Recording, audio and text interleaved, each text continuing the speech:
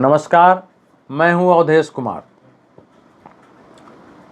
मित्रों, चुनाव आयोग ने यह बयान दिया है कि बिहार में स्पेशल इंटेंसिव ड्राइव विशेष पुनरीक्षण अभियान यानी मतदाता सूची को अद्यतन करने अपडेट करने का जो विशेष अभियान चल रहा है उसमें बीएलओ को म्यांमार, नेपाल और बांग्लादेश के नागरिकों के पास वोटर आई कार्ड पाए गए हैं। अब ऐसा बयान था जिसमें देश में संपूर्ण देश को चिंता होना चाहिए, सभी पॉलिटिकल पार्टियों को खड़ा होना चाहिए था कि भाई हमारे देश में कोई विदेशी कैसे हमारा वोटर बन गया आकर के। ये तो गहन जांच का विषय है और उसको निकाला जाना चाहिए। दुनिया का कोई देश होता तो यही प्रतिक्रिया आती, लेकिन हमारा देश अजीब है। ये बीएलओ को खलनायक बनाने पर लोग तुल गए हैं। कांग्रेस पार्टी, आरजेडी के साथ जो इस कम्युनिस्ट पार्टियां, सभी पार्टियां इस समय, समाजवादी पार्टी, सब पार्टी कर रही है तो मुस्लिम विरोधी है। वो जरूर जो बीएलओ है वो आरएसएस का आदमी होगा, इसीलिए वो बयान दिया है। अब आरएसएस का आदमी होना ऐसा हो गया जैसे वो देश का आदमी ही नहीं है। इन लोगों की दृष्टि में दिन रात झूठ बोलते रहते हैं सब, और दिन रात झूठ बोलते हैं, दिन रात जो है देश में निगेटिविटी फैलाते हैं, अब असभ्य भाषाओं का प्रयोग करते हैं। कम से कम आरएसएस के लोगों को तो हमने असभ्य भाषा का प्रयोग करते नहीं देखा। उनके केंद्रीय पदाधिकारी जिस ढंग से भाषण देते हैं, जरा उनके शब्दावली और सुन लीजिए। तो अब बीएलओ अच्छा, उसमें भी ये है कि भाई सभी पॉलिटिकल पार्टियों का जैसे बूथ लेवल ऑफिसर है उसे बूथ लेवल एजेंट हैं, बीएलए हैं।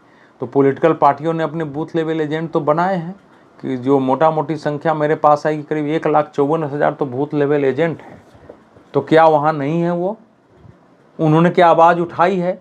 और क्या तेजस्वी यादव, राहुल गांधी या इनके प्रतिनिधि वहाँ जाकर, जिस जगह पर वो बता रहे हैं कि वहाँ जाकर पता किया है उन्होंने कि बीएलओ कौन है? वो बीएलओ जो बता रहा है वो गलत बता रहा है? तो वहाँ जाकर के प्रेस कॉन्फ्रेंस करें इसके बारे में है? वहाँ जाएंगे नहीं।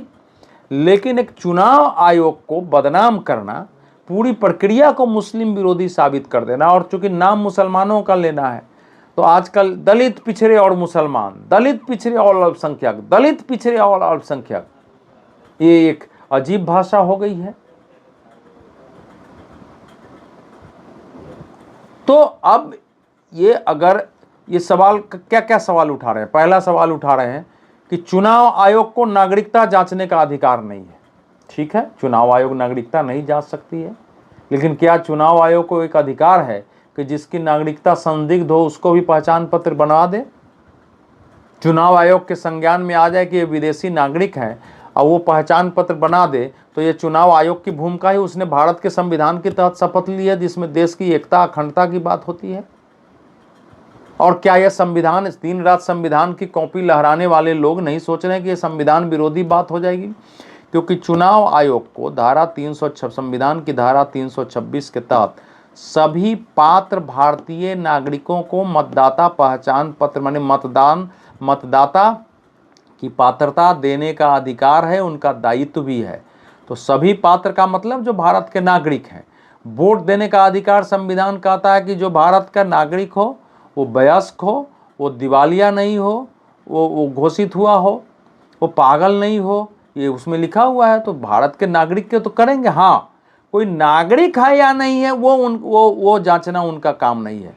लेकिन उनको अगर संदेह है कि ये नागरिक नहीं है तो उसके वोटर आई कार्ड को रोकना, उसको न देने का उनका अधिकार है कि जब तक आपकी नागरिकता सुनिश्चित नहीं होती तब तक आपको वोटर आई कार्ड नहीं मिल सकता। और यही बात चुनाव आयोग ने कहा है।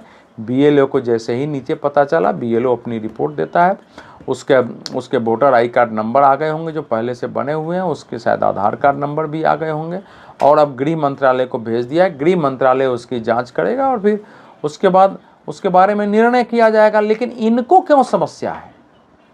और क्या घुसपैठ का सवाल नया है? भाई ऐसे कई असम में तो ऐसे विधायक जो है, कलीमुद्दीन नामक एक विधायक हो गए थे, जो बाद में पता चला कि ये बांग्लादेशी नागरिक है, उनकी विधायकी समाप्त हो गई। इसी यूपीए सरकार के दौरान कांग्रेस के एक एमपी थे जो पूर्वोत्तर के थे, मैं अभी, और वो लॉटरी किंग कहलाते थे। बाद में पता चला किसी ने उन पर मुकदमा कर दिया, वो नेपाल के नागरिक निकल गए। ऐसा होता है, हुआ है ऐसा, ऐसा नहीं कि पहली बार ये हो रहा है। और उस क्षेत्र में खासकर जो सीमांचल का क्षेत्र है बिहार का, उस क्षेत्र में पूर्णिया, किशनगंज, कटिहार और अररिया, ये 4 जिले आते हैं। ये नेपाल से, अररिया जिला सीधा नेपाल से लगता है, पूर्णिया बंगाल से लगता है, और इधर के जो जिले खासकर मालदा से और किशनगंज का सीधा वो जो सटा, और ये बांग्लादेश तक, बांग्लादेश और बंगाल दोनों से लगता है। बांग्लादेश का बॉर्डर है, वहाँ सीमा पर जो बार लगा हुआ है आप जाके वहाँ देख सकते हैं। और वहाँ घुसपैठिए बीच बीच में पकड़े जाते हैं। पिछले साल ही अररिया में घुसपैठिया पकड़ा गया जिसके पास पश्चिम बंगाल का आधार कार्ड और वोटर आई कार्ड था। वो चूँकि जा रहा था अपना पासपोर्ट बनाने, इसलिए फंस गया, वो पकड़ा गया है। तो पकड़े जाते रहते हैं। क्या तेजस्वी यादव, राहुल गांधी जी और कोई भी इस बात की गारंटी देगा कि एक भी विदेशी घुसपैठिया देश में नहीं है?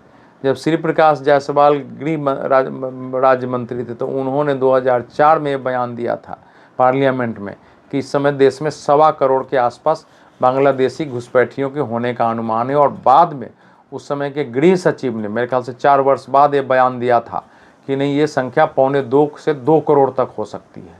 तो ये उन्हीं की सरकार का बयान है। वो कह दें कि कोई घुसपैठिया नहीं है, नहीं है तो राजीव गांधी जी ने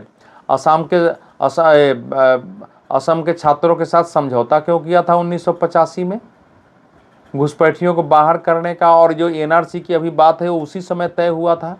ये उस समझौते का पार्ट है, असम एकॉर्ड का पार्ट है, जिस पर राजीव गांधी ने हस्ताक्षर किया था और जिस पर सुप्रीम कोर्ट ने भी कहा कि एनआरसी बनाया जाए सबका। घुसपैठियों को पहचान करना, उनके निकालना, वो कांग्रेस की सरकार में ही तय हुआ था। तो ये अब इस समय आपको वोट चाहिए तो क्या आप देश में विदेशियों को बुला कर के वोट डलवाएंगे आप? और कोई मुसलमान है इसलिए उसको, विदेशी है तो उसकी जांच नहीं होगी? हमारे देश के मुसलमानों का विदेशी घुसपैठियों से क्या लेना होना चाहिए कि घुसपैठियों के मुद्दे पर इस देश के मुसलमान वोट कर देंगे? अगर मुसलमान इस देश के जो मुसलमान बुद्धिजीवी हैं, जो उसमें लिबरल लोग हैं, ये सोचे कि उनकी कैसी छवि बना रहे हैं विपक्ष। ये सब ऐसी छवि बना रहे हैं कि कोई विदेशी आके घुसपैठिया हो जाए, वो उनके मजहब का है और हम उनकी आवाज़ उठाएंगे तो सारा मुस्लिम वोट हमको मिल जाएगा। क्या आपकी छवि ऐसी होनी चाहिए? आप मुसलमान हैं, आप किसी मुस्लिम देश में चले जाएंगे, आप वोटर बन जाएंगे क्या? अब बन जाएगा तो वहाँ का मुसलमान आपको स्वीकार करेगा क्या कि बाहरी नागरिक हमारे यहाँ वोटर हो? वहाँ तो नेता भी मुस्लिम होंगे, वो स्वीकार करेगा कोई? तो जब आपको नहीं करेगा तो आप क्यों दूसरे का करेंगे? और ये कैसे मान लेते हैं कि आप घुसपैठियों के पक्ष में होंगे? इसलिए ये कोई भी भारत का नागरिक, हिंदू हो या मुसलमान हो, वो मतदान करने का अधिकारी है। उसको मतदाता पहचान पत्र मिलना चाहिए। लेकिन जो भारत का नागरिक नहीं है, अगर उसको बना है तो ये देश के साथ अपराध है। इसकी तो जांच होनी चाहिए कैसे बना है। जो उसके पीछे हैं उनको सज़ा मिलनी चाहिए। आगे से सुनिश्चित किया जाना चाहिए कि किसी विदेशी को हमारा पहचान पत्र न मिले। घुसपैठिए हैं तो उनके कानून के तहत उनके साथ व्यवहार हो, कंसंट्रेशन कैंप में रहे या उनको सीमा पार फेंक दिया जाए उठाकर। 2 ही उनके साथ रास्ते होते हैं। तो अब जांच हुई है? जरा जांच के पहले ही आप कैसे अपना वर्डिक्ट दे रहे हैं कोर्ट की तरह? तो केवल तो बस, और जो भाषा का प्रयोग तेजस्वी यादव जी ने किया है, सूत्र के साथ मूत्र का प्रयोग, पत्रकारों के लिए अपमानजनक है। जो बीएलओ हैं वो बीएलओ बिहार के ही होंगे, किसी भी जाति, किसी पार्टी के समर्थक हो सकते हैं। वो कर्मचारी ही बीएलओ ज़्यादातर बनते हैं। अगर उन बीएलओ को भी आप गाली दे रहे हैं कि वो झूठ बोल रहा है, तो आप किसके पक्ष में खड़े हैं? एक वोट के लिए आप क्या करना चाहते हैं इस देश में? और घुसपैठियाँ हमारे देश की बड़ी समस्या रही हैं। ये कोई दिल्ली में से लेकर के और नोएडा तक और आसपास चले जाइए, आपको पता चल जाएगा कि हाँ, ये कहाँ से आए हुए हैं। उसी तरह से पश्चिम बंगाल में ममता बनर्जी अभी घुसपैठियों के पक्ष में खड़ा होती दिखाई दे रही है। यही ममता बनर्जी 2005 में सोमनाथ चटर्जी लोकसभा अध्यक्ष थे तो तो उनके सिर, उनके आसन पर पेपर फेंकी थी कि हमको घुसपैठियों का मुद्दा ये उठाने नहीं दे रहे हैं। और जाने के बाद चूंकि वो उनके वोटर हैं, साढ़े 29% मुसलमान उनके वोटर हो गए हैं, इसलिए घुसपैठियों के बारे में बात मत करो, कोई घुसपैठिया नहीं है, इसीलिए सिटीजनशिप एक्ट का विरोध है। तो अब ये पता चल रहा है कि ये जो विरोध हो रहा है कि मतदाता पुनरीक्षण नहीं हो, अब ये सवाल उठता है कि मतदाता पुनरीक्षण इस ढंग से क्यों कराया जा रहा है, नहीं हो, और ये सारे पेपर नहीं मांगा जाए, वो क्या विदेशी घुसपैठियों को मतदाता बनाए रखने के लिए ये सारे अभियान चलाए जा रहे थे? अब तो प्रश्न उठेगा कि आप क्यों विरोध कर रहे थे। अगर जांच में निकल गया फिर आप क्या करेंगे? अरे ये देश है, देश की एकता अखंडता की शपथ हर संवैधानिक संस्था लेती है, और उस संवैधानिक संस्था का एक दायित्व है। आप प्रश्न उठा दीजिए कि नागरिकता जांचने का अधिकार नहीं है। भाई, इस देश के एक आम नागरिक को भी अधिकार है कि उसको अगर पता चल जाए कि कोई व्यक्ति संदिग्ध है तो उसको पता करे कि हमारे भारत का नागरिक है कि नहीं है, तो कहाँ का है, और उसके बाद में पुलिस प्रशासन को खबर करे। क्या बीएलओ को यह अधिकार नहीं कि उसको पता चल गया तो अपने चुनाव आयोग को खबर कर दे, क्योंकि चुनाव आयोग का प्रतिनिधि है? क्या उसने अपराध कर दिया है? और क्या उसका आधार का उसका कार्ड बना देता जिस पर संदेह है कि ये विदेशी है? और 2012 में म्यांमार में दंगे हुए थे, बौद्धों और मुसलमानों के बीच में, जो भारी संख्या में रोहिंग्या वहाँ से निकल के आए थे भारत में, अलग अलग जगह वो दिखे हो। बिहार में कुछ का हो सकता है वोटर कार्ड और बन गया हो, जब 24 परगना से बनता ही है। क्योंकि अब सवाल उठा रहे हैं कि भाई सरकार इनकी है तो घुसपैठी आ कैसे गए? अरे भाई, सरकार तो लंबे समय से है, तो कांग्रेस की सरकार रही है, घुसपैठी हमारे यहाँ लंबे समय से आते रहे हैं, अब तो कुछ बाढ़ भी लगा है। लेकिन अगर पश्चिम बंगाल में घुसपैठियों को आधार कार्ड और वोटर आई कार्ड बनता रहेगा तो आएंगे। गृह मंत्री अमित शाह ने लोकसभा में 27 मार्च को ऑन रिकॉर्ड कहा कि जो बांग्लादेश से घुसपैठी इसलिए आ रहे हैं क्योंकि कुछ क्षेत्र में बाढ़ नहीं लगाया हुआ है। 2216 किलोमीटर की जो हमारी सीमा है, उसमें से 1653 किलोमीटर में बाढ़ लगाए गए हैं। 112 किलोमीटर ऐसे हैं जिसमें नाले हैं, नदी है, ऐसे पहाड़ हैं जहां लगाए नहीं जा सकते हैं। लेकिन शेष 450 किलोमीटर पर ऐसे हैं जहां की पश्चिम बंगाल सरकार जमीन नहीं दे रही है। बार बार उनको कहा गया है देने के लिए, ममता बनर्जी तैयार नहीं है। उनके सचिव के साथ गृह सचिव ने बैठक की, वो तैयार नहीं है। और कुछ जगह ऐसे है जहां बाहर लगाने जाने के बाद उनके पार्टी के कार्यकर्ता आके धार्मिक नारे लगाते हैं, अल्लाह अकबर, तेरा मेरा रिश्ता क्या, ला इलाही इल्लल्लाह नारा लगाने लगते हैं बांग्लादेश और इधर। तो ये उनको चूंकि वोट चाहिए तो वो ये करने लगते हैं। तो उन्होंने कहा, उनका एक बयान और सुनिए, वो कह रहे हैं कि जितने बांग्लादेशी घुसपैठिए पकड़े गए हैं उनमें अधिकांश के पास 24 परगना पश्चिम बंगाल के आधार कार्ड और वोटर आई कार्ड पाया गया है। तो पाप तो वहां हो रहा है, अपराध वहां हो रहा है, विरोध वहां से होना चाहिए कि पश्चिम बंगाल को ममता बनर्जी की ने दुनिया के मुसलमान वहां आए, आधार कार्ड बना के भारतीय नागरिक बन के यहाँ रहें और वोटर आई कार्ड बना के वोट डालें यहाँ। बस बीजेपी के खिलाफ उनको वोट डालना चाहिए। शर्मनाक ये है, देश विरोधी हरकत ये है जो बीएलओ ने किया है। वो उसका काम है, चुनाव आयोग का काम है ये, कि वो अगर पता चला है तो गृह मंत्रालय उसकी जांच करेगी, गृह मंत्रालय रिपोर्ट देगी, तब जाकर के उसका पहचान पत्र बनेगा, नहीं तो नहीं बनेगा। और मैं तो इन लोगों को बोलता हूं कि आपकी पॉलिटिकल पार्टी है, क्या आपने वहां जाके जांच करा दी कि पहले आपने बोल दिया कि घुसपैठिए नहीं होंगे, मुसलमानों को, दलितों को बाहर करने का और आदिवासियों को बाहर करने का। वाह, वोट के लिए चाहिए तो जातियों में बांट दो, समाज को, मुसलमानों को अलग कर दो। और फिर इनके बूथ लेवल एजेंट वहां क्या कर रहे हैं, उन्होंने क्या इनको रिपोर्ट किया है, तो उसका लेटर की कॉपी बताएं क्या चल रहा है। इस प्रकार से देश में दुष्प्रचार करना, चुनाव आयोग जैसी संवैधानिक संस्था के बीएलओ के लिए सूत्र और मूत्र जैसे गिरे हुए शर्मनाक शब्दों का प्रयोग करना, ऐसे हैं जिनके बारे में क्या टिप्पणी करूं, मेरे पास शब्द नहीं है। आप तय करिए कि आपकी क्या प्रतिक्रिया है। क्या विदेशी घुसपैठियों का या विदेशियों का पता चल रहा है तो उसकी जांच नहीं होनी चाहिए? क्या इस आधार पर नहीं होगी भैया केंद्र तो आपकी सरकार है, आपका घूस कैसे गया वहाँ? अब घुसने का भी आपको पता चल गया कि 450 किलोमीटर में बाहर नहीं लग रहा है, और जो घुस जाता है उसके पास से आधार कार्ड और वोटर आई कार्ड पश्चिम बंगाल में ज़्यादातर का बन जाता है, क्योंकि जिनका नहीं बनेगा वो आज न कल पकड़े जाएंगे, अंदर जाएंगे। दिल्ली में जो पकड़े गए हैं उनके पास वोटर आई कार्ड वहाँ का मिलता है, मुंबई में पकड़े गए हैं उनका मिल रहा है। क्या है पश्चिम बंगाल में?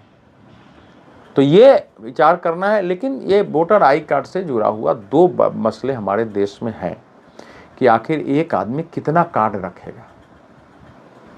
आधार कार्ड और वोटर आई कार्ड को मान्यता चुनाव आयोग ने नहीं दिया है, हालांकि सुप्रीम कोर्ट ने आग्रह किया था कि आप इस पर विचार करें, क्योंकि हम लोग भी ये मान के चल रहे थे कि अगर हमारे पास आधार कार्ड है तो अतिरिक्त कार्ड हमारे पास नहीं भी हो तो हमारा काम चल जाता है। हम यहाँ तक कि मतदान केंद्र पर भी जाते हैं, हमारा नाम उसमें है, अगर नहीं हमने आधार कार्ड दिखाया कि हमारा ये नाम है, फोटो है, उसने देखा, पिता का नाम देखा, तो वोट डालने देते थे, क्योंकि आधार कार्ड हर जगह मान्य था। अगर चुनाव आयोग में मान्य नहीं है तो चिंता का विषय है। आधार कार्ड का मतलब ये था कि एक नागरिकता कार्ड हमारे पास है जिसके आधार पर हमको बहुत ज़्यादा कार्ड रखने की भविष्य में ज़रूरत नहीं पड़ेगी। अब बताया जा रहा है कि वो आपका पहचान तो है क्योंकि आप यहाँ के निवासी हैं, लेकिन आपके नागरिकता का पहचान पत्र नहीं हो सकता है। तो ये जरा इस पर केंद्र सरकार को संज्ञान लेना चाहिए कि अगर फेक आधार कार्ड बन रहे हैं तो उस पर रोक लगे, उसको सुरक्षित बनाया जाए, क्योंकि ऐसा होना नहीं चाहिए। क्योंकि बिहार के सीमांचल में 100 की संख्या पर औसत 121 आधार कार्ड पाए गए, जो कि बिहार में 100 की संख्या पर 94 आधार कार्ड है। अरे 94% आधार कार्ड बिहार में 121% है। तो ये चिंता का विषय है, कैसे बन गए भाई 100 में। लेकिन चूंकि कहीं जाली और गलत बन गया इसलिए उसकी मान्यता उस रूप में न रही, ये चिंता का विषय। इस पर जरूर विचार होना चाहिए, क्योंकि आधार कार्ड या राशन कार्ड बनाना किसी के लिए आसान नहीं। अगर आप ठीक है, क्योंकि मैं भी किसी का बनवाना चाहूँ आधार कार्ड तो इतनी आसानी से नहीं बनेगा। कोई पहचान देनी होगी, कुछ माता पिता का कुछ न कुछ साबित करेंगे, उसके बाद आपका आधार कार्ड बनता है। तो इतनी मेहनत से बना हुआ कार्ड और वो अमान्य हो जाए, ये चिंता का विषय है। बहुत बहुत धन्यवाद।